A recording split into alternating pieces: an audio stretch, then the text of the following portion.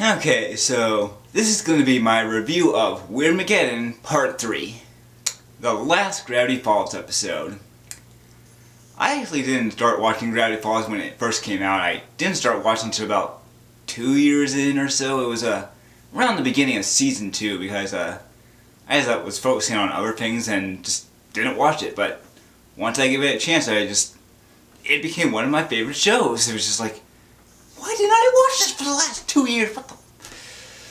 But it's already ending just after a few years, and it's sad to see that, but also at the same time you kind of want to see that because you don't want to become the new Simpsons or SpongeBob or Fairly Godparents. It's just like, I mean, for Fairly Godparents they just added some new character and it's just like, please end the show, please. And they just keep going on forever and ever. It's just, you need to move on at one point, and that's what Alex wants to do with Gravity Falls.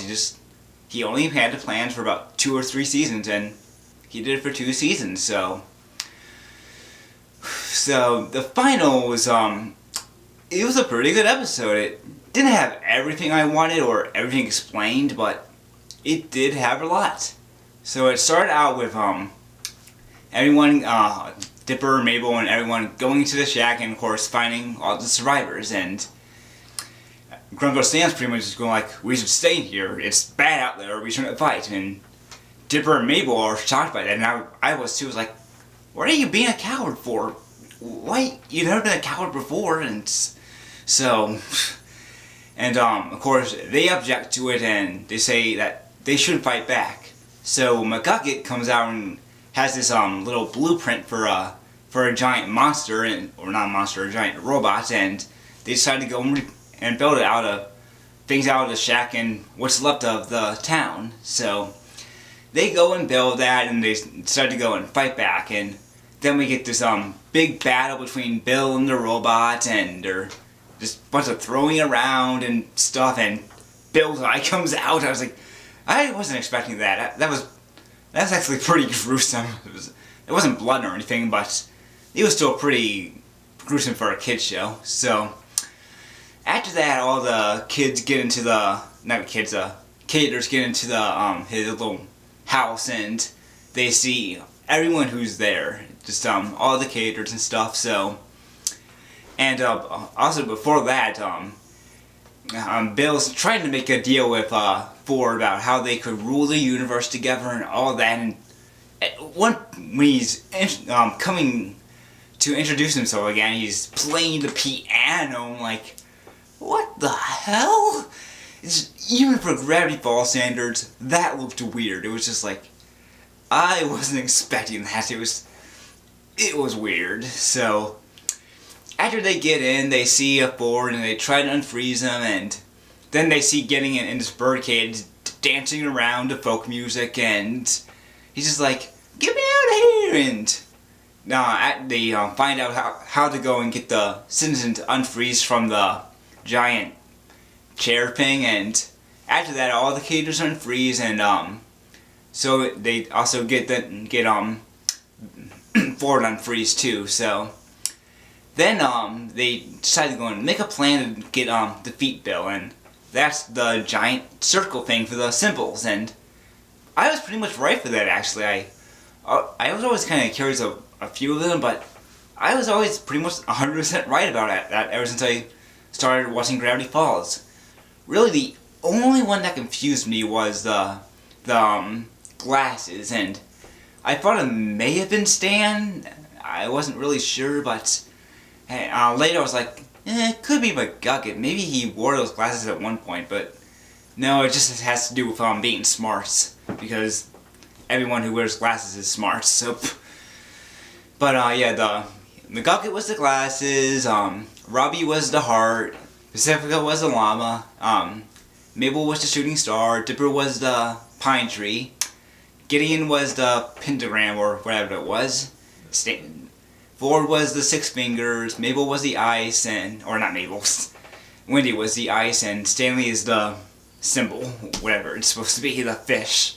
So after that, they all start holding hands and doing this stuff, and except for Grunkle Stan, he's all still pissed off because Ford never apologized to him and said, thank you for saving me, and he finally says thank you, but then they get into another fight because Ford has to go and correct his grammar.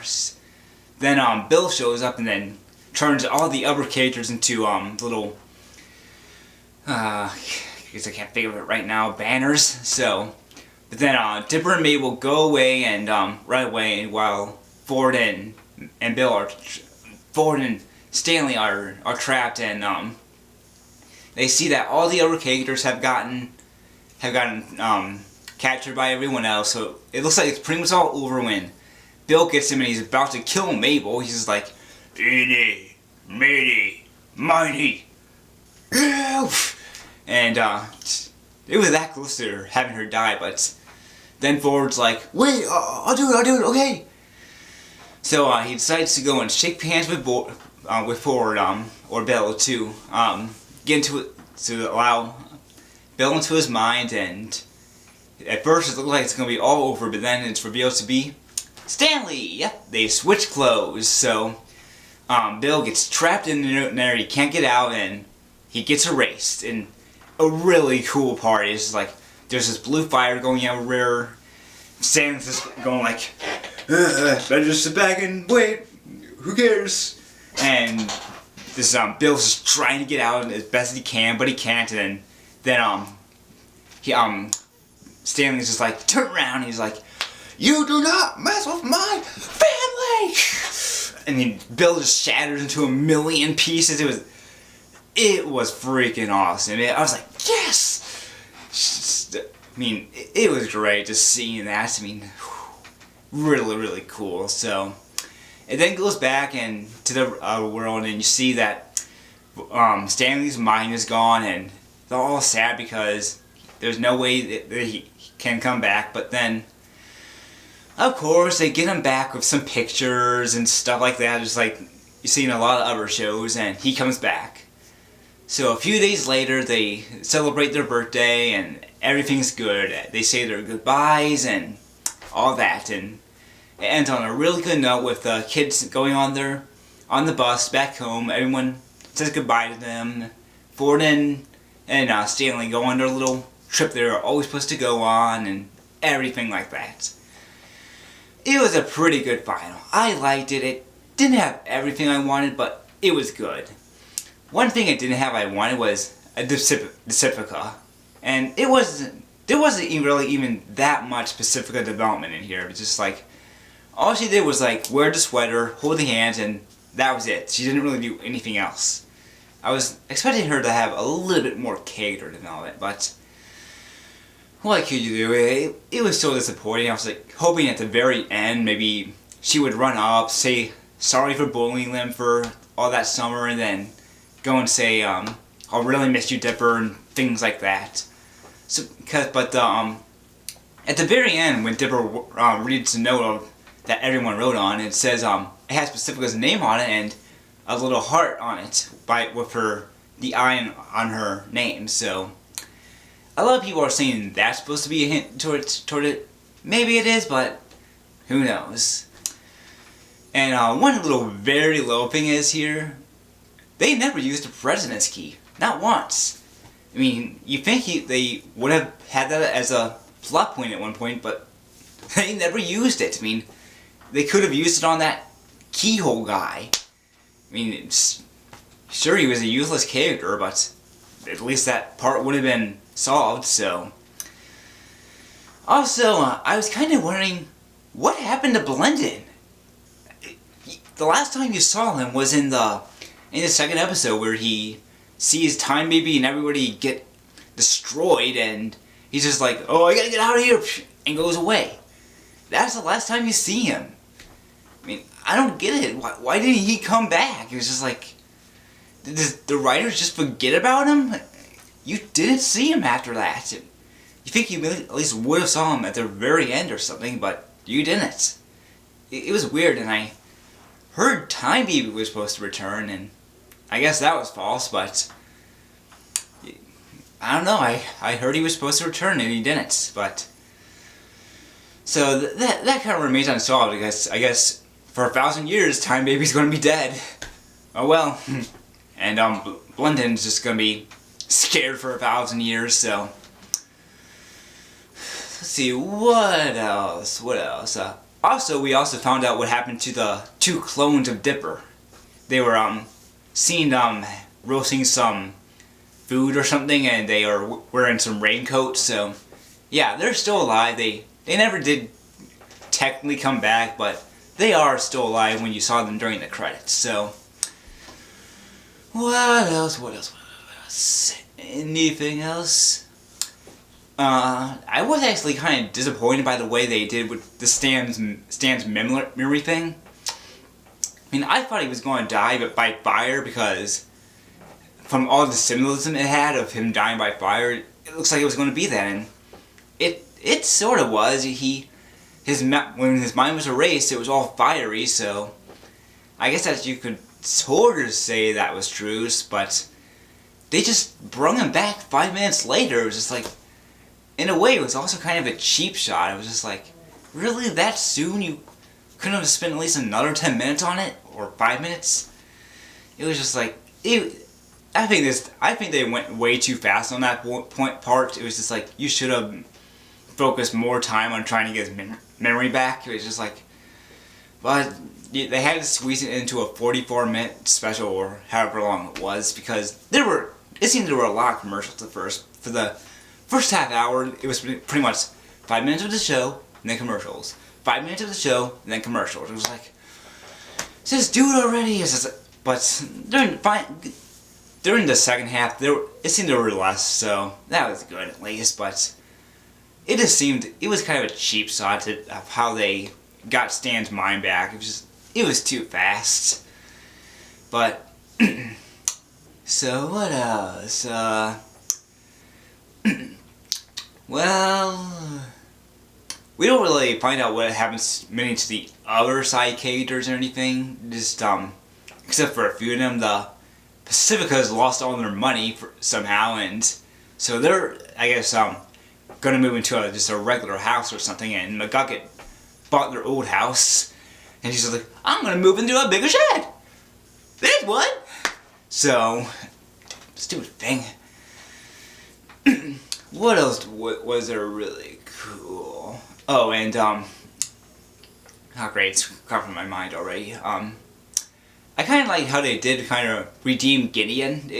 That was kind of pretty cool, because a lot of shows always don't go and redeem their villain. They just have them be evil forever, because if you always make bad choices, you'll always be evil, always. So at the end, he's like, I'm gonna try to be a good kid from now on. And then he's seen skateboarding or something, and then some kid makes fun of him, and he's just like, and then hits him and go after that kid and beat him up. It's like, okay, not 100%, but pretty cool. Okay. So, and then so they get to bring Waddles home, I guess. He's just like, I had to take care of this pig all summer. Now your parents are gonna have to. And I was like, I don't think that's the way it works, but we'll see how it works. And that's pretty much just how the special ended. It was really good.